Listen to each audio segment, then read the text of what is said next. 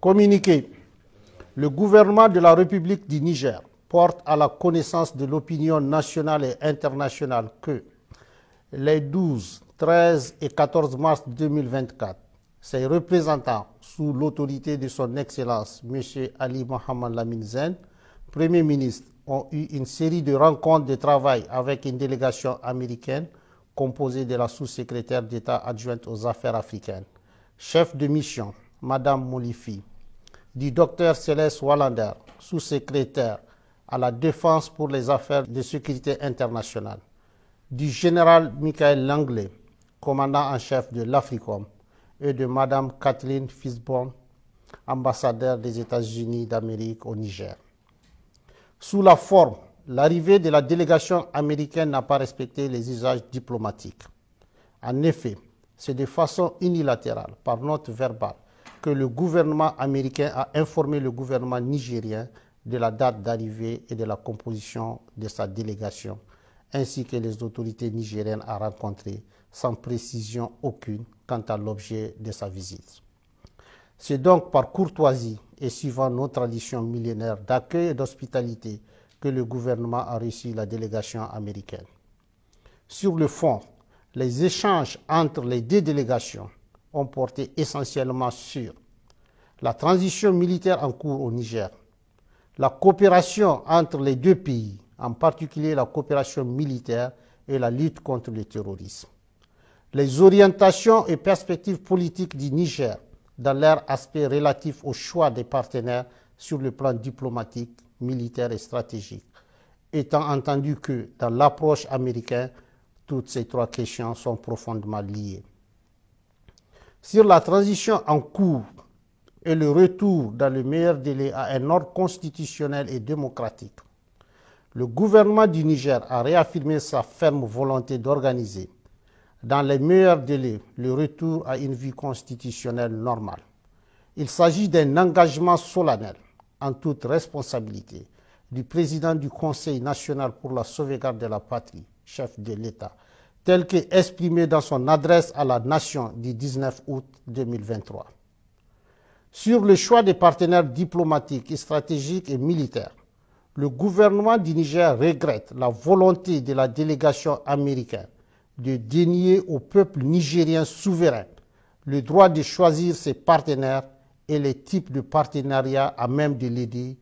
à lutter véritablement contre le terrorisme, alors même que les États-Unis d'Amérique ont décidé unilatéralement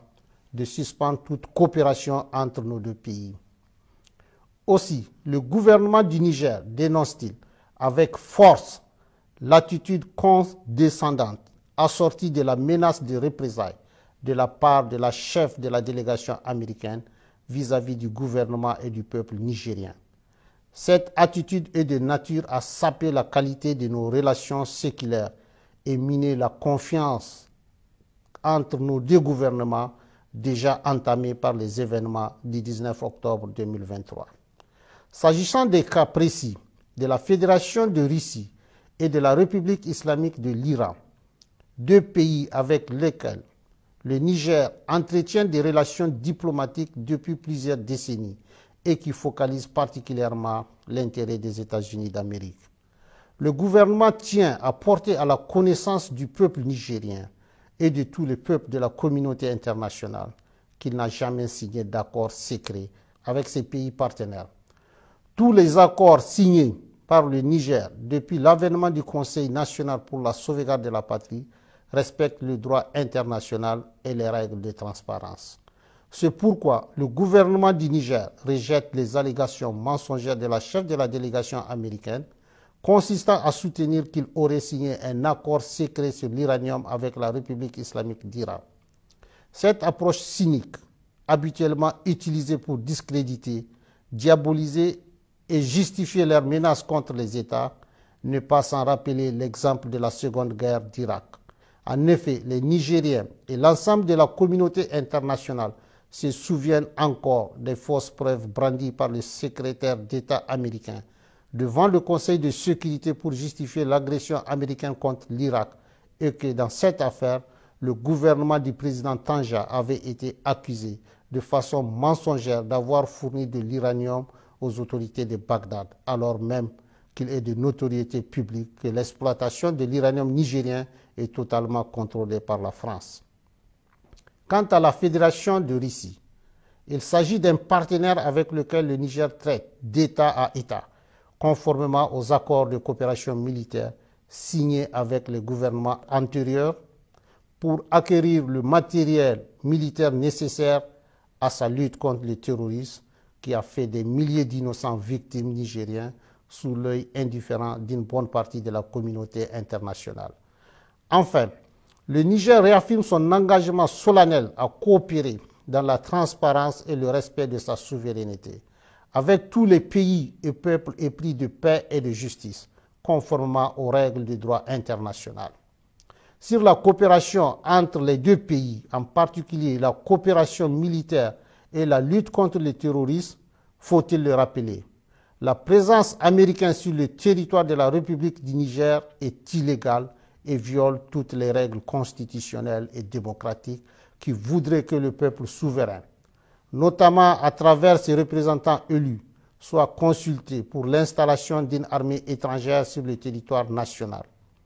Ainsi, c'est par simple note verbale numéro 174 du 6 juillet 2012 que la partie américaine a unilatéralement imposé au Niger un accord relatif au statut du personnel militaire des États-Unis et des employés civils du département américain de la Défense sur le territoire de la République du Niger.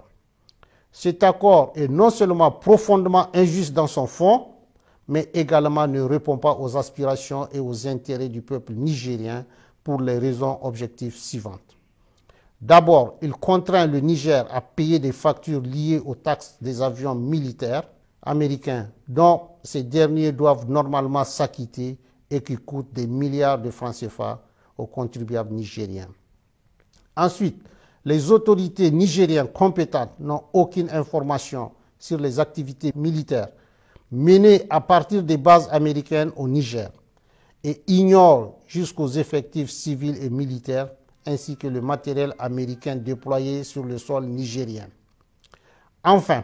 l'armée américaine n'a aucune obligation, selon l'accord, d'accéder aux demandes nigériennes d'appui contre les groupes terroristes qui assassinent nos vaillantes forces de défense et de sécurité et massacrent nos laborieuses populations.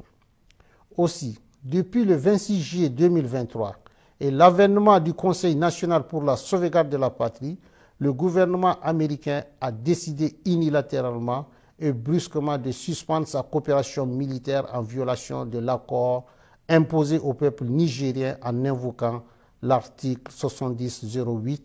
du Consolidated Appropriation Act, sans pour autant aller au bout de sa logique qui voudrait qu'il retire ses militaires du territoire nigérien. Par ailleurs, depuis quelques semaines, le gouvernement nigérien a constaté des activités illégales de survol de son territoire par des aéronefs américains et qui sont de nature à s'interroger sur la sincérité de leur partenariat et la pertinence du maintien de l'accord de coopération militaire imposé par note verbale. Au vu de tout ce qui précède, le gouvernement du Niger, prenant en compte les aspirations et les intérêts de son peuple, décide en toute responsabilité de dénoncer avec effet immédiat l'accord relatif au statut du personnel militaire des États-Unis et des employés civils du département américain de la Défense sur le territoire de la République du Niger. Une correspondance diplomatique sera adressée à la partie américaine à cet effet, fait à Niamey le 16 mars 2024.